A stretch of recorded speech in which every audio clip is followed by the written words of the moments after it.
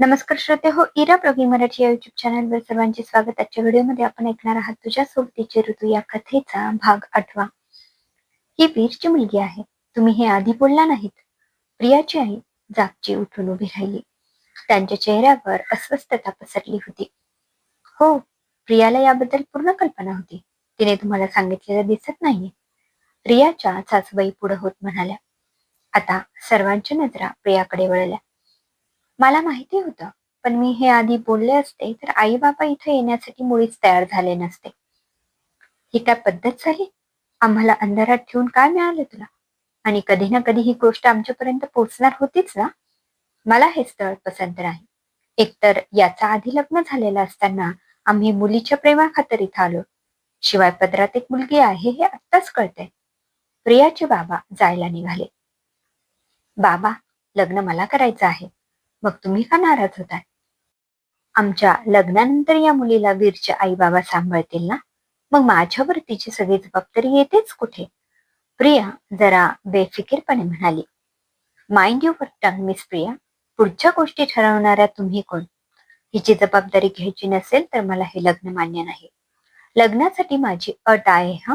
माझ्या मुलीची संपूर्ण जबाबदारी घेणारी स्त्रीच माझी बायको होईल. मग ती कशीही असो. वीर भयंकर चिडला होता.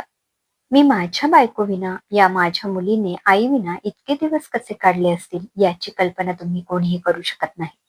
आता तुम्ही निघालात तरी चालेल. मला सहानुभूती नकोय. आणि तुमच्या मुलीचं पहिलंच लग्न आहे तर तिला तिच्या योग्यतेची मुलं सहज मिळतील. या आता. वीर दरवाजाकडे हात दाखवत म्हणाला. प्रिया आणि तिचे आई बाबा झटकन उठून निघून गेले. विनय किंचित हसत तिथेच उभा होता. वीरने त्याकडे एक रागाचा कटाक्ष टाकला तसा तो शांत बसला. वीर, ही काय पद्धत झाली? उषाताई तावातावाने म्हणाल्या. आई, काय घडलं हे तू बघितलंस ना? वर मलाच काय बोलतेस? त्या मुलीला मी पसंत होतो तर या माझ्या मुलीची जबाबदारी विनय घ्यायला नको का? हे असं असेल तर मला लग्नच करायचं नाहीये. वीर ताड ताड पावलं टाकत आत निघून गेला. उषाताई सुभाषरावांच्या चेहऱ्यावर समाधान होतं, पण घडल्या प्रकाराबद्दल नाराजीही होती. आणि तू काय हसत उभा होतास? जरा बोलायचं तरी? का तुझी बहीण म्हणून गप्प बसलास? वीर खोलीतून ओरडून विनयला म्हणाला.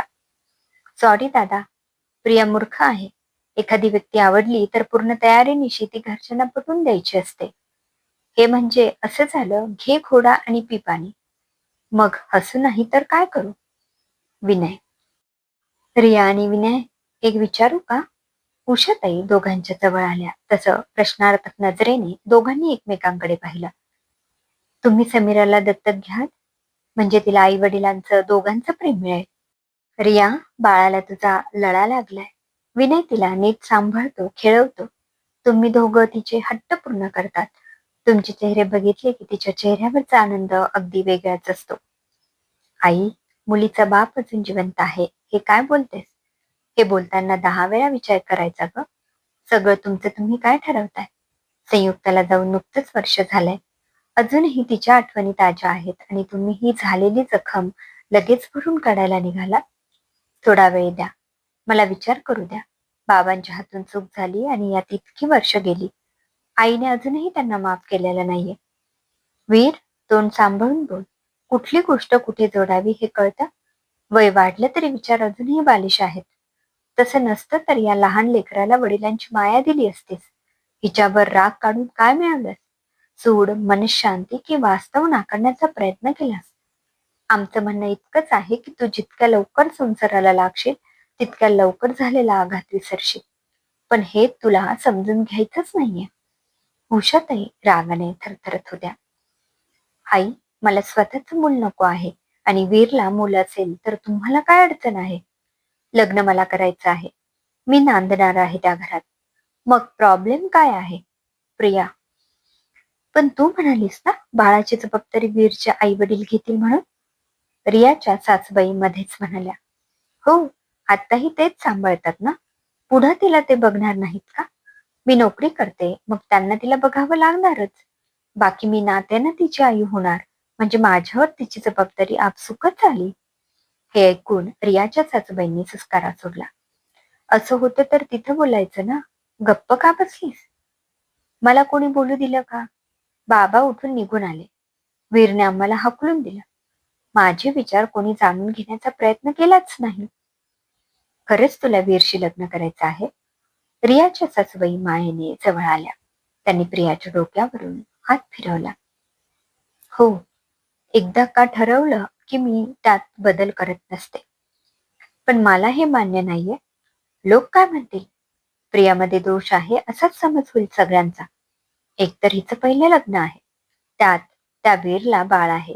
शिवाय ती मुलगी आहे. म्हणजे जबाबदारी आली. मुलगा असता तर गोष्ट वेगळी. प्रियाचे बाबा चिडले. आत्ताचा काळ वेगळा आहे भाऊजी. उलट प्रियाने जो निर्णय घेतलाय तो असा सहजासहजी कोणी घेऊ शकत नाही. आणि वीरचं कुटुंब चांगलं आहे. माणसं चांगली आहेत. जरा विचार करा. प्रियाच्या सासूबाई जोर देऊन बोलला. मावशी, तू वीरला मला बाहेर भेटायला तयार कर. बाकी मी सांभाळून घेईन. हे ऐकून प्रियाच्या आईने डोक्याला हात लावला. बाबा चिडून फेऱ्या मारायला लागले. काही झालं तरी मला हे स्थळ मान्य नाही. असं असेल तर काही झालं तरी मला वीरशी लग्न करायचं आहे. प्रिया पाय आपटत खोलीत निघून गेली. घरात सुतकी वातावरण पसरलं. प्रियाच्या सासूबाईंनी आपल्या बहिणीची समजूत घातली आणि उषाताईंना फोन लावला. दोघीत बोलणं झालं आणि ताई म्हणाल्या, वीर भेटेल तिला. तुम्ही नका काळजी करू. असं परस्पर भेटायचं ठरवलं म्हणून वीर चिडला. तिला मुलीची जबाबदारी नको असताना परत का भेटायचं? किती उद्धट उर्मट मुलगी आहे ती. काल काय घडलं ते तुम्ही सगळ्यांनी बघितलं. मी भेटायला जाणार नाही. काल गैरसमज झाला होता. ती म्हणते तर एकदा भेटून तर ये. मग ती पसंत नसेल तर राहिलं. सुभाषराव म्हणाले. प्रियाला म्हणे वीरशीच लग्न करायचं आहे. उषाताई हळूच म्हणाल्या. ती इतकी मागं लागलीये तर हा नाही म्हणतोय. अशा मुली मिळत नाही हो. आणखी उशीर व्हायला नको. शिवाय बाळाला आईची माया ऊब हवी. तसा विचार याने करायला नको का? आम्ही काय आयुष्यभर तिला सांभाळणार आहोत का? ताईंचं बोलणं ऐकून वीर अस्वस्थ झाला आणि त्याने मनाविरुद्ध प्रियाला भेटायचं ठरवलं. सो सॉरी, मला उशीर झाला. मीटिंग होती. ती खूप वेळ चालली म्हणून. प्रिया कान पकडून म्हणाली. मला कशाला स्पष्टीकरण देतेस? मी काहीच बोललो नाहीये. फक्त मुद्द्याचं बोल. बाकी काही ऐकून घ्यायला मी इथं आलो नाही. वीर प्रियाला इग्नोर करत म्हणाला. परवा जे घडलं त्यात माझी चूक होती. इतके दिवस माझं लग्न का ठरत नव्हतं माहितीये? कारण मला स्वतःचं मूल नको आहे. स्वतःचं करिअर मागे टाकून ते पोटात वाढवा. 3-4 महिने त्रास सहन करा. मग कळा सोसून त्याला जन्म द्या. त्यात काही अडचण आली तर जीवाची पर्वा न करता. वीर ऐकता ऐकता भाऊक झाला. त्याच्या डोळ्यात संयुक्ताच्या आठवणी दाटून आल्या. सॉरी, मला तसं म्हणायचं नव्हतं. पण तुला मुलगी आहे. मी तिची आई होण्याचा पूर्ण प्रयत्न करेन. खरं सांगायचं तर मला तू आवडतोस. रिया आणि विनयच्या लग्नात तुला पाहिलं आणि माझा एकांतवाद संपल्यासारखा वाटला.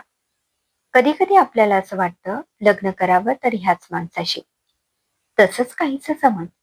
आणि माझे इंट्युशन्स खरे असतात हा. जे मनाला वाटतं तेच घडतं. प्रिया हसून म्हणाली. आपण कोणाला तरी आवडतो ही भावना किती छान आहे. पण माझ्या मनात एकही भावना शिल्लक नाही. खरंच तू माझ्या मुलीला आयुष्यभर आईचं प्रेम देऊ शकशील? नंतर सावत्रपणाची वागणूक तक्रारी चालणार नाही. बायको म्हणून मी तुझा स्वीकार करू शकेन की नाही हे आत्ताच सांगता येणार नाही. कारण संयुक्तावर माझं खूप प्रेम होतं आणि आजही आहे. हे मंजूर असेल तर मी विचार करेन. वीर म्हणाला. समीराच्या बाबतीत माझ्याकडून वावगं काही घडणार नाही असा शब्द देते मी. आणि मी मॉडर्न जरी दिसत असले तरी मलाही मन आहे. भावना, विवेक, बुद्धी आहे. मी हा निर्णय खूप विचार करून घेतलाय. सहवासाने प्रेम होतं वीर, हे तूही विसरू नको. हवा तेवढा वेळ घे आणि उत्तर दे. होकार असो वा नकार, कळवायला विसरू नको. प्रिया नाराज झाली होती हे तिच्या चेहऱ्यावरून जाणवत होतं. इतकं बोलून ती मागे न पाहताच निघून गेली. आपलं काय चुकलं हे वीरला कळेना. तुझ्यावर असा प्रसंग आला असता तर काय केलं असतंस? वीर तिच्या मागे धावत आला. प्रॅक्टिकली विचार करायचा झाला तर मी होकार दिला असता. कारण स्त्री असो वा पुरुष, दोघांनाही जोडीदाराची नितांत गरज असते. मग वय कोणतेही असो. एवढं बोलून प्रिया निघून गेली. विहीरला ते पटलं. तिचे विचार चांगले होते. आपण आधी रियाला नाकारत होतो, मग समीराला. कारण आपल्या मनात त्या दोघींबद्दल राग होता, चिड होती. खर तर या साऱ्यात त्यांची काय चूक? परिस्थितीनुसार दोघीही निष्पाप निरागस जीव होत्या. आपण सतत स्वतःचा विचार करत आलो. कधी समोरच्या व्यक्तीला काय वाटत असेल याचा विचार केला नाही. वीर रात्री उशिरा घरी आला. त्याने आपल्या मित्राला फोन लावला. आज इतक्या दिवसांनी आठवण आली माझी, पलीकडून मित्र म्हणाला. वीरने बाकी काही न बोलता आपलं मन मोकळं केलं. माणसाच्या मनात असंख्य विचार असतात. यापैकी तो ज्या विचारांना खतपाणी घालतो ते विचार त्याचं भविष्य ठरवत असतात. तू सकारात्मक विचार कर आणि होकार दे. सगळं व्यवस्थित होईल. मित्राच्या एका वाक्याने वीरला उभारी मिळाली. सकाळी उठून त्याने उषाताईंना आपला होकार सांगितला. त्यांना आनंद झाला आणि रियाच्या सासूबाईंना फोन लावला. ही चांगली बातमी सांगितली. तिच्या आई वडिलांना तयार करायची जबाबदारी माझी. रियाच्या सासूबाईंनी पुढाकार घेतला. यात बरेच दिवस गेले. मुलीचं सुख ते आपलं सुख मानून आई तयार झाली. प्रियाचे वडील तयार नव्हते. त्यांचंही चुकीचं नव्हतं. लवकरच लेकीच्या हट्टापुढे त्यांचा विरोध मावळला आणि लग्नाची तयारी सुरू झाली. लग्न साधेपणाने पार पडणार होते. फार गाच्या वाचा नको अशी वीरची अट होती. प्रियाने मात्र मनसोक्त खरेदी केली. तिचं पहिलंच लग्न होतं. साधेपणा का असेना, पण नटण्या मुरडण्याची स्त्रीची हौस असते, ती पूर्ण होऊ दे. उषाताईंनी वीरला समजावलं. दिवस पळत होते. नातेवाईक कुजबुज करत होते. नवरा गेल्यावर स्त्री एकटी राहू शकते, तर बायको गेल्यावर पुरुष का एकटा राहू शकत नाही? प्रियामध्ये काहीतरी दोष असल्याशिवाय ती वीरला पसंत करणार नाही, तेही पदरात एक मुलगी असताना. हे ऐकून वीर अस्वस्थ होत होता. आपण चुकीचे तर करत नाही ना? तो आजीजवळ आला. त्याला संयुक्ताची खूप आठवण आली. लोक बोलणारच, आपण कोणाचे तोंड धरू शकत नाही. लक्ष दिलं नाही की आपल्याला त्रास होत नाही. आणि तू आणि प्रिया प्रामाणिक हेतूने तयार झाला आहात, तर इतरांकडे का लक्ष द्यायचं? आजीने नातवाला समजावलं. बघता बघता लग्नाचा दिवस उजाडला. विधी सुरू होते. समीराला हे काय चाललंय ते कळत नव्हतं. ती आपल्या इतर भावंडांसोबत खेळण्यात दंग होती. इतक्यात कोणीतरी म्हणालं, समीरा, तू इथं खेळू नको. जा तुझ्या नव्या सावत्राई बरोबर जाऊन बैस. विधी संपवून प्रिया आपल्या खोलीकडे निघाली होती. तिने हे ऐकलं. काकू, नवी आई म्हणू नका. फक्त आई म्हणा. आणि सावत्र म्हणायची चूक तर अजिबात करू नका. ज्या मुलीने आपल्या आईला बघितलं सुद्धा नाहीये, तिच्या मनात असलं काही भरवलेलं मला चालणार नाही. समीराला कडेवर उचलून घेत प्रिया खोलीत गेली. सगळे तिच्याकडे पाहतच राहिले. उषाताईंनी डोळे पुसत वीरच्या खांद्यावर हात ठेवला. वीर, पोर हुशार आहे, धाडसी आहे. मोकळ्या मनाने स्वीकार कर तिचा. आई, तो इतकंच बोलू शकला. लग्न पार पडलं आणि प्रियाने नवीन सून म्हणून गृहप्रवेश केला. तिला घरात वावरताना पाहून वीरला अवघडल्यासारखं होत होतं. समीरा नवीन व्यक्ती घरात आली म्हणून भांबावून गेली होती, तर उषाताई आणि सुभाषराव मात्र मोठ्या कर्तव्यातून मुक्त झाल्यासारखे दिसत होते. मुलाचा संसार पुन्हा एकदा मार्गी लागला म्हणून त्यांच्या चेहऱ्यावर समाधान दिसत होतं. 2 दिवसांनी नवी जोडी देवदर्शनाला गेली. आल्यावर ताईंनी दोघांनी फिरायला जावं असा हट्ट धरला होता. पण वीरला ते पसंत नव्हतं. तुला काही वाटत नसेल, पण प्रियाच्या काही इच्छा अपेक्षा नसतील का?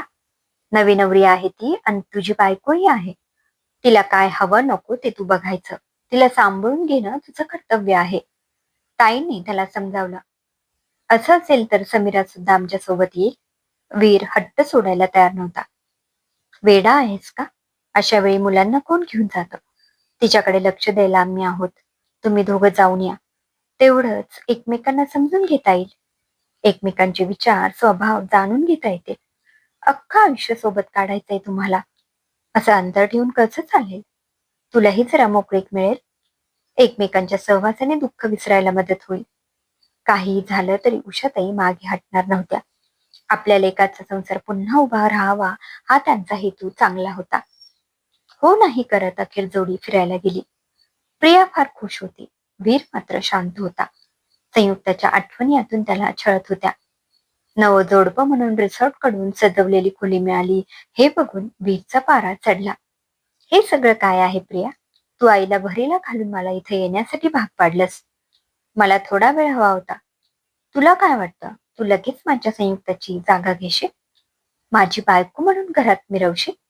माझ्या मुलीला आई मिळेल म्हणून मी तुझ्याशी लग्न करायला तयार झालो, तर तू वेगळा अर्थ काढलास? वीर खोलीतून बाहेर पडला. मी काहीही केलं नाहीये. आपण फिरायला जावं असं तुझ्या आईचा हट्ट होता. तू तयार झालास म्हणून मी हो म्हणाले आणि हे लग्न तुझ्याही मर्जीने झालंय. मला संयुक्ताची जागा घेण्यात मुळीच रस नाहीये. बोलण्याआधी जरा विचार करत जा वीर. प्रिया चिडली होती. तिच्या चेहऱ्यावर नाराजी पसरली होती. हे ऐकून वीर थोडा शांत झाला. मला तसं म्हणायचं नव्हतं. दरवेळी हेच होतं. तू जोवर भूतकाळ विसरण्याचा प्रयत्न करत नाहीस, तोवर आपलं नातं पुढे जाऊ शकत नाही. मग भलेही आपण लग्न झालेलं असो, तू बायको म्हणून माझा स्वीकार करत नाहीस, तोपर्यंत मी केवळ तुझ्या मुलीची आई म्हणूनच घरात वावरेन.